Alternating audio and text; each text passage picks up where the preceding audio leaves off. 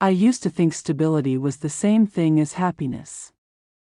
That if nothing was breaking, then nothing needed fixing. From the outside, my life looked settled, even enviable. A steady relationship.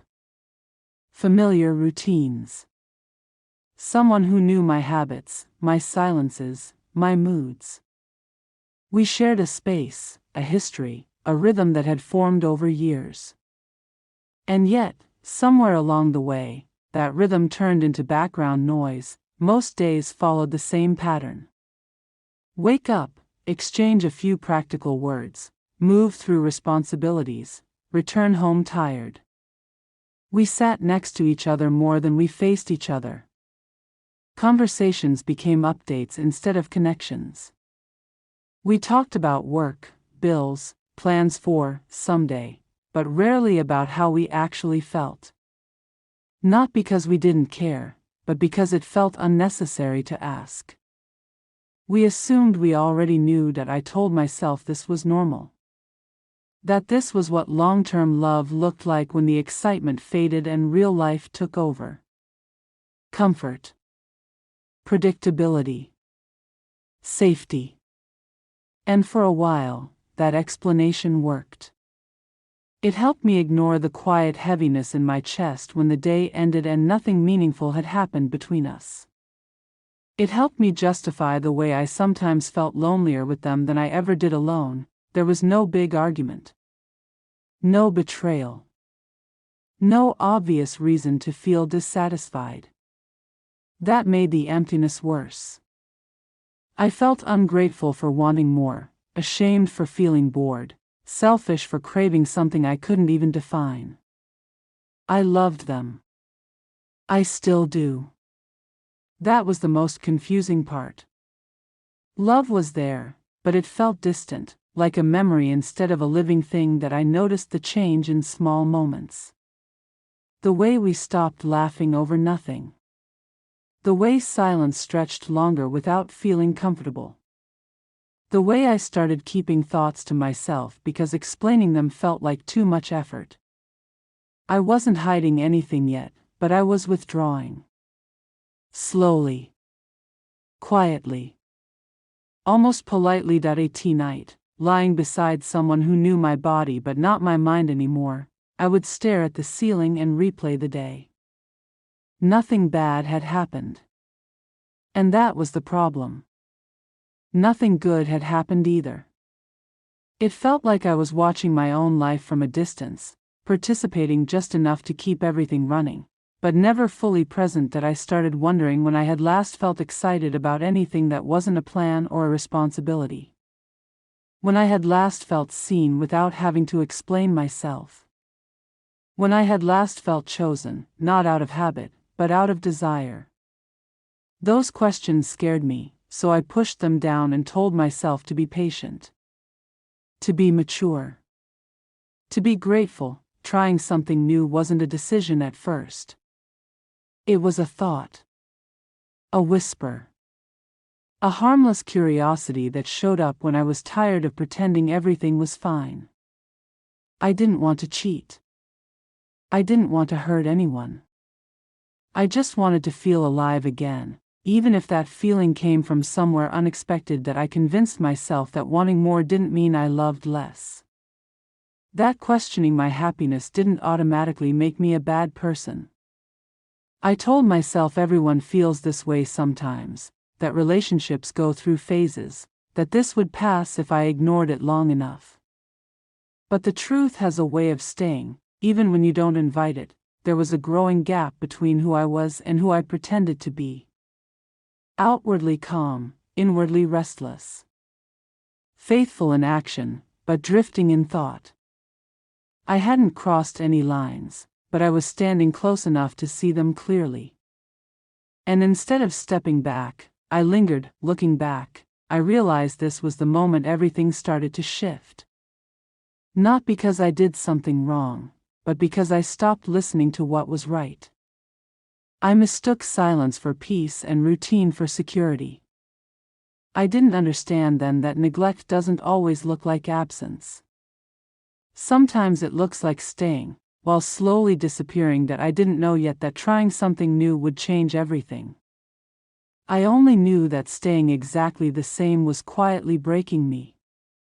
It didn't take long for what we had to become something I started depending on. At first, it was occasional.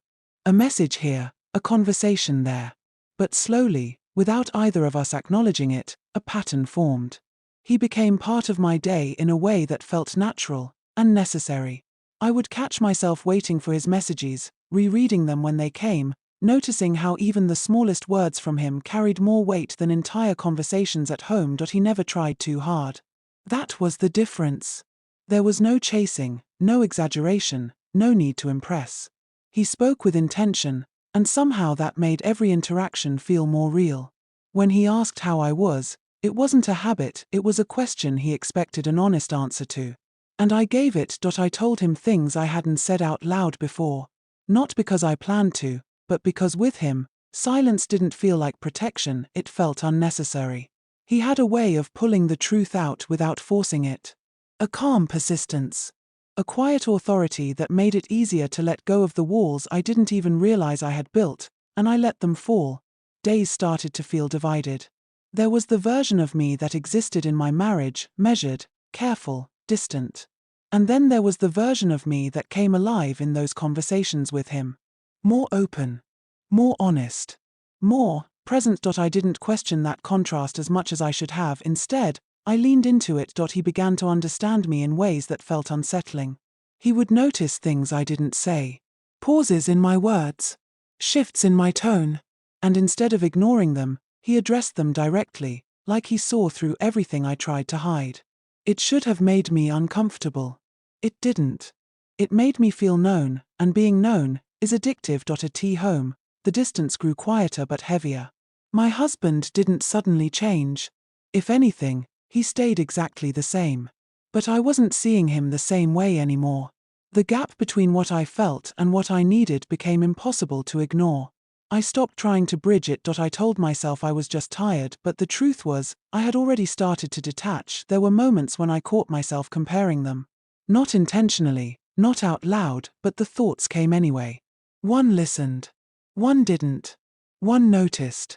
One overlooked. One made me feel like I mattered without asking for it. And once those comparisons begin, they don't stop. Our conversations deepened.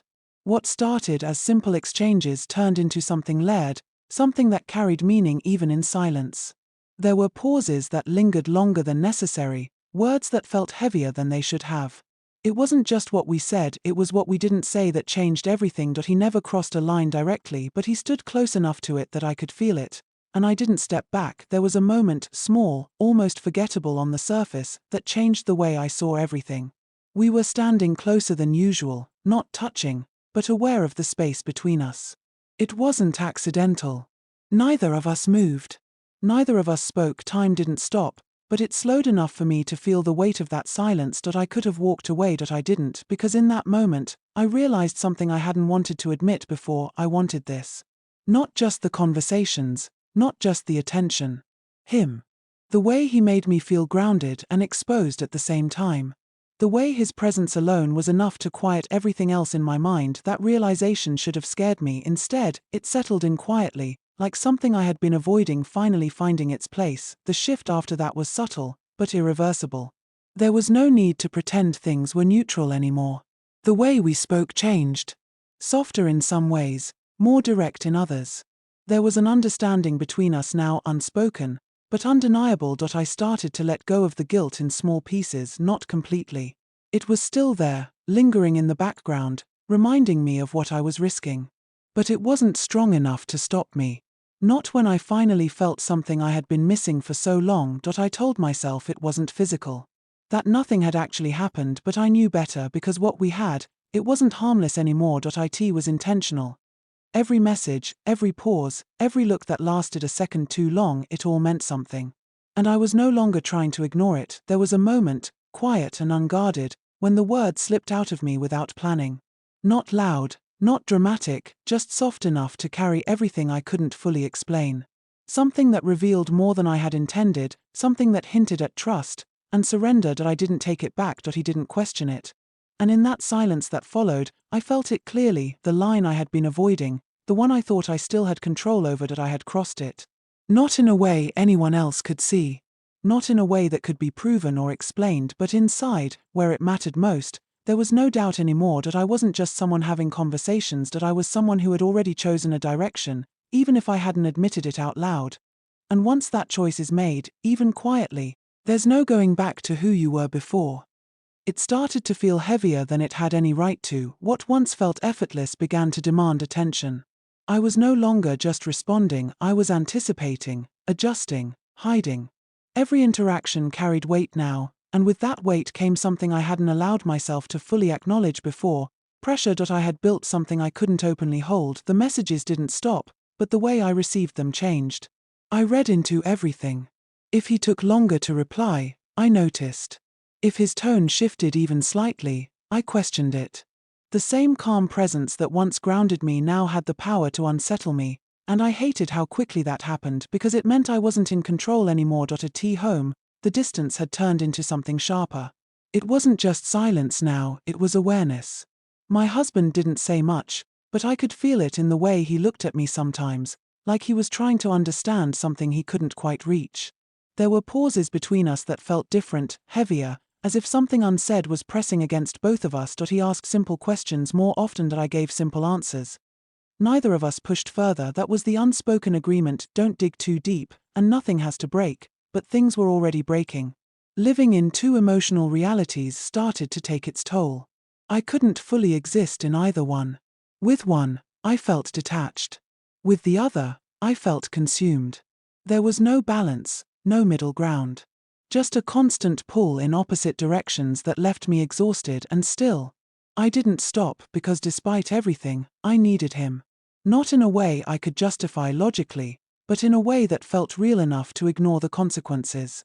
He had become the place I went to feel steady, even as everything around me started to unravel. That contradiction should have been enough to wake me up. It wasn't, but then something shifted, not dramatically.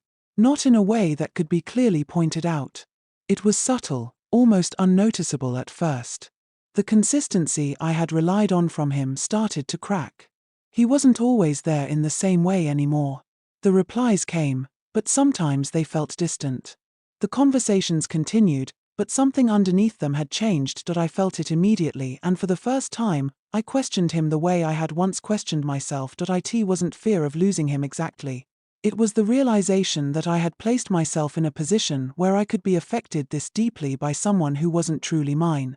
That the sense of safety I had built around him wasn't as solid as I believed. When I finally confronted him, it wasn't loud or emotional. It came out controlled, almost too calm, like I was trying to hold on to dignity while everything inside me was unsettled. I asked what had changed. He didn't avoid the question. He just didn't answer it the way I expected. Instead of reassurance, he gave me honesty. Not harsh, not cruel, just direct. He asked me something in return, something simple but impossible to answer without stripping everything down to the truth. What do you actually want? The question stayed longer than anything else he had ever said to me, because I didn't have a clean answer. I wasn't just choosing between two people. I was choosing between comfort and truth, between familiarity and something that felt real but unstable. And the worst part was realizing that neither option came without loss. I had told myself this was about feeling seen, about filling an emotional gap. But standing there in that moment, I understood it went deeper than that. I hadn't just been drawn to him, I had been escaping something in myself. Avoiding the parts of my life that felt empty by replacing them with something intense enough to distract me. And now that intensity was starting to fade into something more complicated, something less certain. The control I thought I had over the situation slipped quietly. I wasn't guiding anything anymore.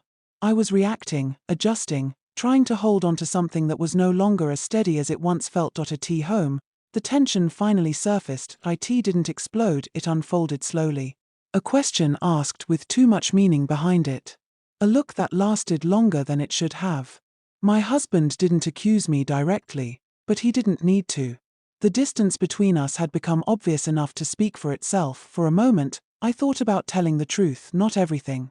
Just enough to explain why things felt broken, but the words never came because saying it out loud would make it real in a way I wasn't ready to face. Instead, I stayed quiet. And that silence said more than any confession could. Everything I had been holding together started to collapse in pieces. Not all at once, but enough to leave me standing in something I no longer recognized. The emotional certainty I had once felt was gone.